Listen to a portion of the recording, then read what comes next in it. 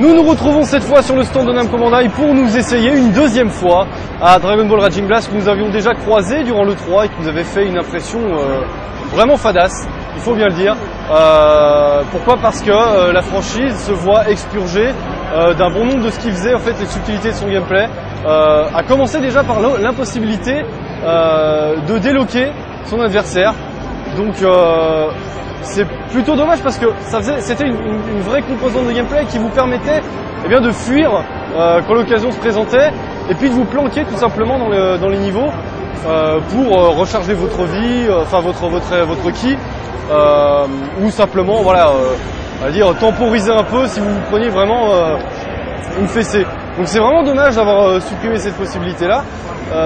En termes de gameplay, il y a aussi un changement majeur. Alors attendez, j'essaie de me débarrasser d'un moment. C'est que les pouvoirs sont désormais attribués au stick droit. C'est-à-dire que par exemple, voilà, là, pour faire ce pouvoir-là, je n'ai eu qu'à faire gauche sur le stick droit.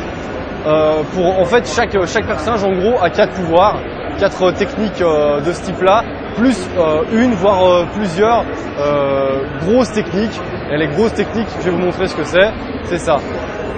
Voilà, c'est donc là un Kamehameha, ce qu'ils appellent le Solar Kamehameha, qui fait énormément de dégâts, qui est impressionnant parce que là il faut quand même noter qu'il y a une mise en scène assez inédite qui n'était pas présente sur les précédents. Donc voilà, ça renforce un petit peu le dynamisme et l'immersion dans les combats. Malheureusement, j'ai envie de dire, au niveau des nouveautés, c'est un peu une des rares choses que nous avons relevées. Bon, vous m'excuserez parce que vu que je parle en même temps, je joue très mal. Voilà, hein, quand j'arrête de parler, c'est tout de suite pas la même chose. Ouais, c'est vraiment une des rares choses nouvelles sur cet opus. Et puis, j'ai envie de dire, techniquement parlant, on l'avait déjà souligné dans la preview, c'est quand même pas non plus extraordinaire. Alors certes, les personnages sont quand même bien modélisés, c'est quand même très agréable et ça ressemble beaucoup au dessin animé. Alors bref, coup d'œil sur le nombre de personnages disponibles sur cette version. Alors c'est une version de démo, vous voyez, 8 personnages. On peut s'attendre évidemment une fois de plus à une pléthore de personnages à la fin. Vous pouvez le voir ici, on a la distinction Super Saiyajin ou en état normal. Pour ce qui est justement des Saiyajin, on va prendre Vegeta pour la distinction également. Voilà. Au niveau décor, vous allez voir, c'est pareil. On a 4 décors, je crois, au total. Des décors bien connus en plus pour la plupart. Franchement, ce sont que des décors qu'on a déjà vus dans les précédents opus.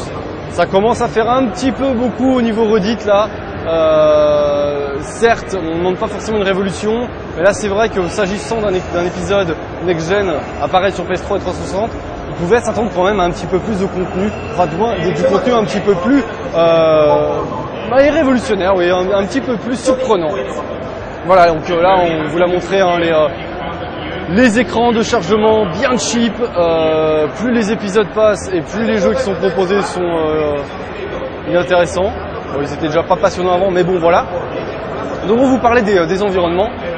Les environnements, alors certes, nettement plus fins, c'est vrai, mais guère plus vastes. Voilà, c'est dommage, vous pouvez s'attendre à quelque chose de sensiblement différent aussi à ce niveau-là. Et relativement vide aussi. Bon, Vegeta a l'air salement énervé.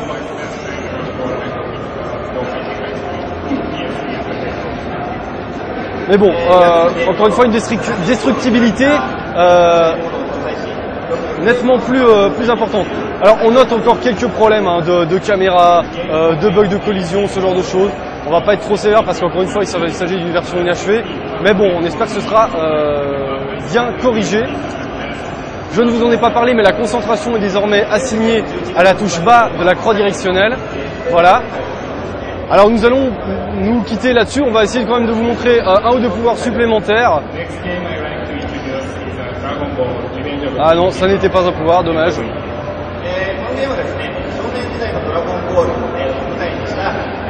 Ah non, décidément. Ah oui, non, là c'était un de ces pouvoirs qui vous permettent de booster un petit peu votre personnage. Donc ils sont évidemment de retour. Bon, malheureusement, on n'aura pas pu vous montrer beaucoup de pouvoirs. C'est bien dommage. En tout cas, ce qu'il faut retenir quand même pour l'instant, en l'état, c'est que c'est un Dragon Ball Raging Blast qui est quand même assez dépouillé par rapport aux précédents épisodes. On sent vraiment une volonté de simplifier le gameplay. Alors, est-ce vraiment totalement provisoire? Est-ce qu'on peut s'attendre à des choses nouvelles qu'on nous présentera plus tard? Je l'espère, parce que pour l'instant, ça reste quand même assez insuffisant. Voilà, c'est terminé pour Dragon Ball Raging Blast.